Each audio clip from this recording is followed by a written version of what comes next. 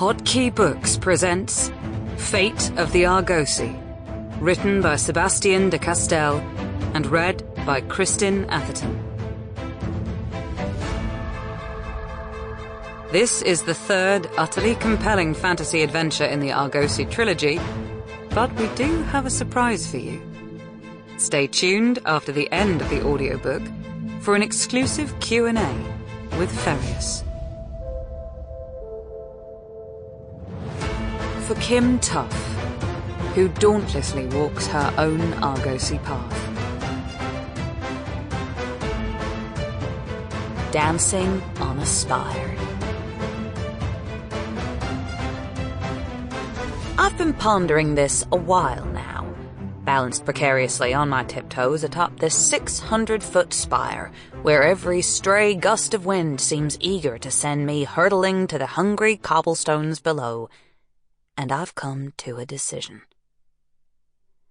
I've decided that glorious is the most beautiful word there is. Now, maybe you disagree. Maybe you reckon there's a word that tickles the tongue sweeter than glorious. Maybe you're partial to quintessence, or diaphanous, or loquacious. Loquacious. Loquacious. Okay, I'll admit it, that's a good one. Matter of fact, I've been accused, righteously some would say, of being a mite loquacious myself. No shame in an 18-year-old girl wanting the world to hear what she has to say, is there?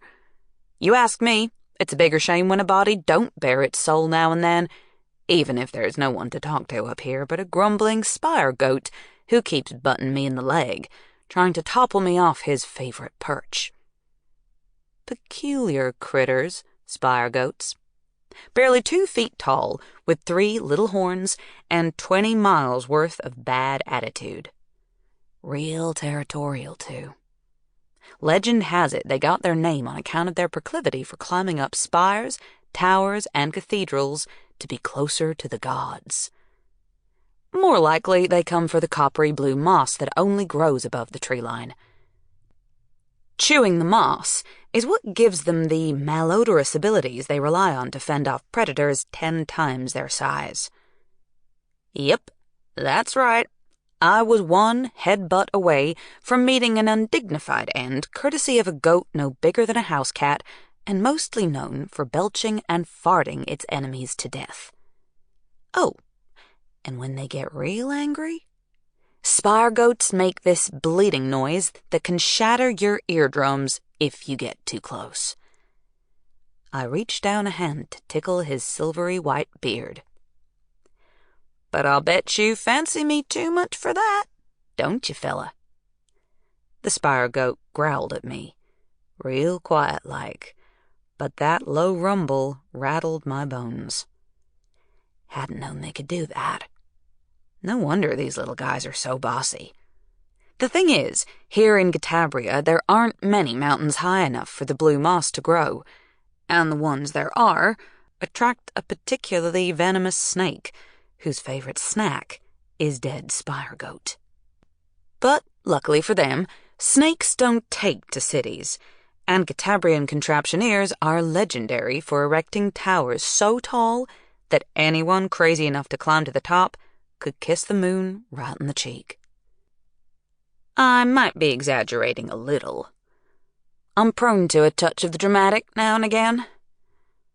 Perched up here, though, atop the tallest spire in this whole magnificent city, overlooking copper-capped alabaster towers and crowded streets blazing with 1,000 flickering oil lanterns, each one a star beckoning you towards some new adventure or intrigue. Well, it's no exaggeration to say that the view was breathtaking. Glorious, you might say. The spire goat gave an inquiring snort. I ain't crying, I informed him, shooing him away when he tried to nibble on the heel of my boot. Takes more than 1 tear before you can call it crying. Sample complete. Ready to continue?